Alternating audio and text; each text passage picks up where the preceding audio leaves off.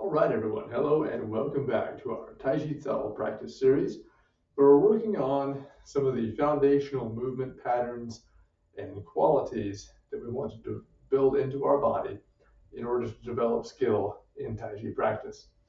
In this lesson, we're going to be working on movements, patterns related to a form, a very popular and common form throughout the movements that is commonly called white crane spreads wings.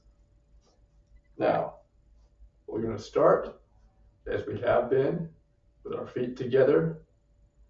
And remember, before we begin, make sure that you've done some sort of stretching or warm-up exercise routine just to get the body open, the fluids and the blood moving so that you feel activated and ready to practice.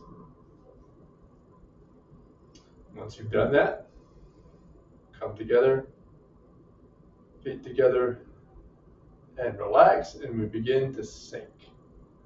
Just as we have been doing, the crown should feel like it's suspended from a cord, and the skeleton sinks, spine elongates, hips will naturally tuck, knees will naturally flex. We want to allow the arms to hang out to the sides, shoulders dropped, sink, empty the chest, breathe into the belly. Drop the weight straight through the center of the feet into the ground. Breathe and settle and relax. Stand like this for as long as you like until you feel ready. Then you begin to sink the weight through the right foot. Remember, we want it to go straight down. You don't want the hip to come out.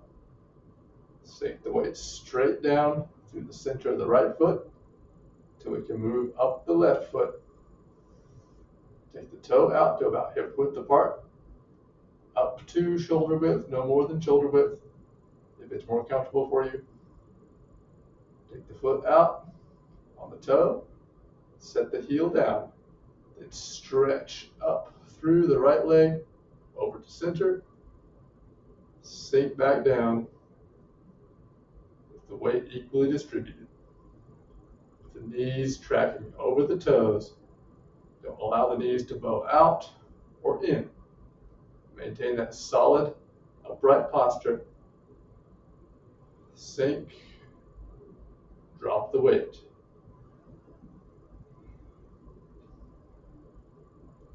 Now in this movement, we're going to make use of some of the patterns that we've talked about in the last lesson. How we're going to be spiraling, pumping, turning through the legs, drawing the energy up from the ground, spiraling it through the legs. We're going to be activating the gua, the hip area here, shifting from side to side,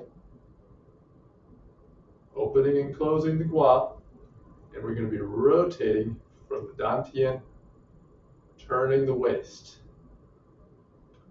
So we're going to be channeling this energy up through the leg into the opposite arm. So to begin, it's going to look like this as we practice.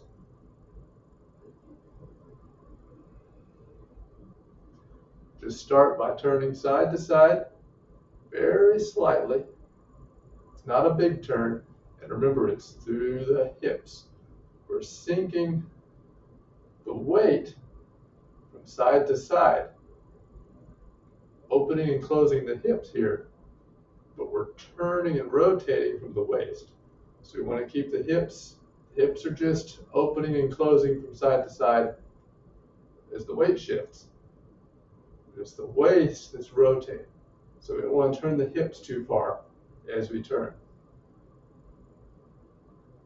You should feel, as we do this,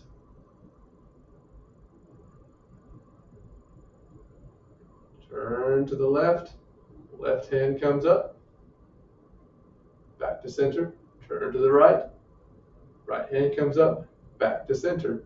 And the feeling here is like there's a rubber band or one of those elastic training bands connected from the hand that's rising up down to the opposite foot. And you want to feel that spiraling power coming up through that leg, through the legs, up through the hips, through the waist, through the spine, into the arm. We're not going to be activating the muscles, tensing the muscles in the arm. The arm will naturally want to lift just by the fact that we're turning and rotating this way. Up. Feel that connection between the hand and the opposite foot.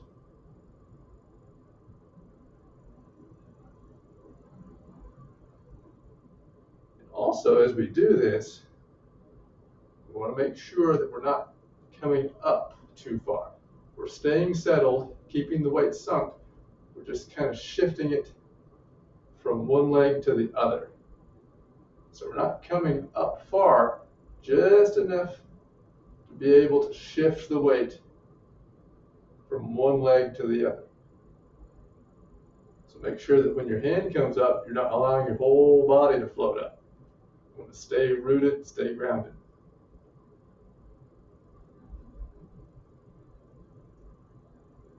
Play with the height of the arm. Bring it up higher. But always keep the shoulder relaxed, the elbows dropped. The wrist and the fingers relaxed as well. Just like a paintbrush stroking. Don't allow the wrist or the fingers to become rigid. Nothing in the body should ever become rigid as we do this.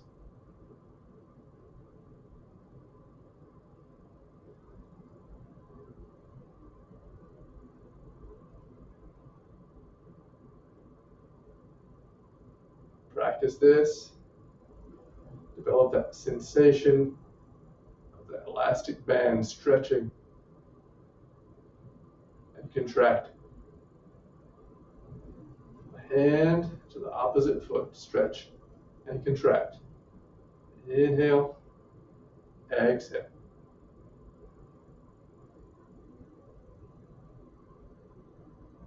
Inhale and exhale. Now, after we've done this for a time, we're going to start shifting more weight. And as we do it, we're going to start bringing up on the unweighted foot. We're going to start bringing up the heel.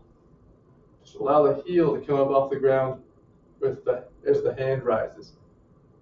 Again, don't allow the body to float up too much. Stay rooted, stay grounded.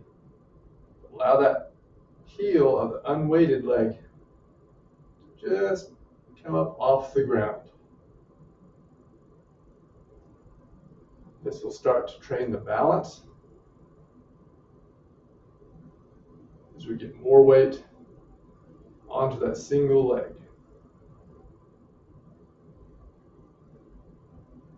It's very important to develop, for our Tai Chi practice, these opposite movements where we've got one part of the body going one way, and the other part going another way. Remember this balance of yin and yang,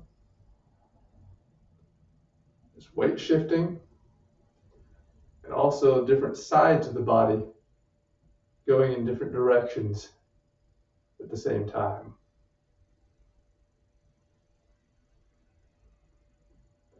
This develops balance and coordination. Now, after we've done this for a bit, start to get used to that feeling, start to come up a little more.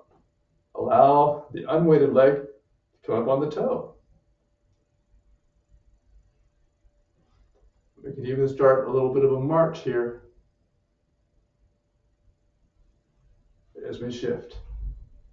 Remember, don't float up. Stay rooted. Stay rooted into the weighted leg. Allow the unweighted leg to float up. Just on the toe. Remember your rotation. Sinking into the gua, closing. If we sink to the left, we're sinking into the left gua, opening the right. And vice versa. Rotating from the waist.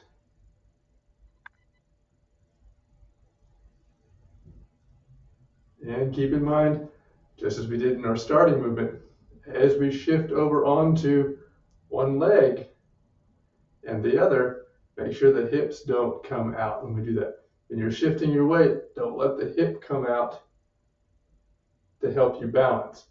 You want to develop the strength and coordination to stay straight up on one leg. Don't let that hip flare out.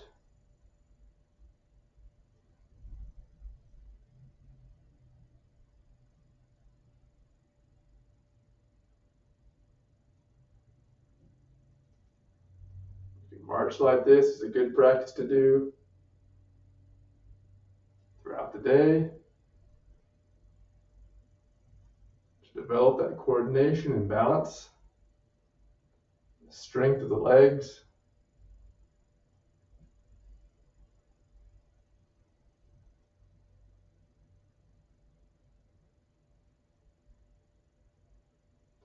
Then after you feel comfortable with that, we can start to make it a little more complete as to what the movement by crane would look like. So, sit down, come up, rotate, bring the leg all the way up till the thigh is roughly parallel with the ground. Rotate from the waist, step the toe out. Just a single natural step's length.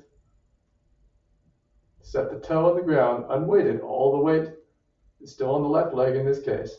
Step it out. We're going to rotate from the waist, pressing the upper palm out, the lower palm down. So our lower palm ends up pressing down by the waist. The upper palm is out in front of the chin, pressing, and then step back. Other side. Rotate right. Leg comes up. Rotate back left. Step out the toe and press.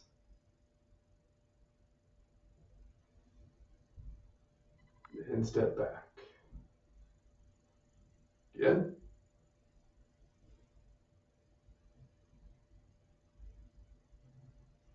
And back. Shift.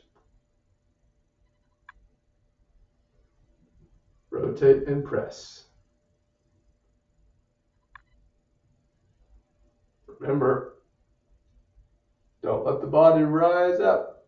Don't float up when you do this movement, because it'll be a tendency, especially as you lift the leg higher and the arm goes higher, your body will want to kind of go up and float with it. You want to keep the body down because we're actually closing and compressing with this movement. So we don't want to float away. Stay rooted, stay grounded. Because as the leg and the arm come up with our rotation, we're going to then turn back, and you can see how we're actually compressing down with this movement.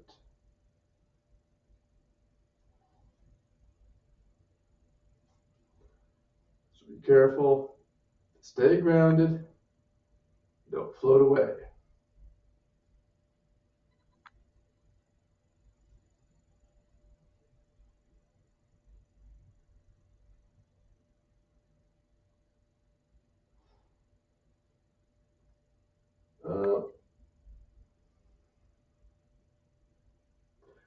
Also, you can move the hand higher, just play with it. Remember, right now we're just playing with our movements. Experiment with how it feels.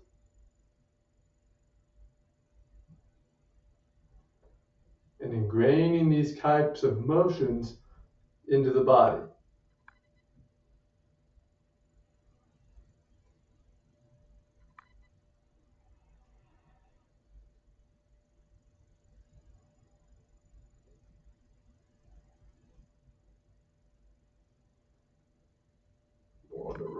side,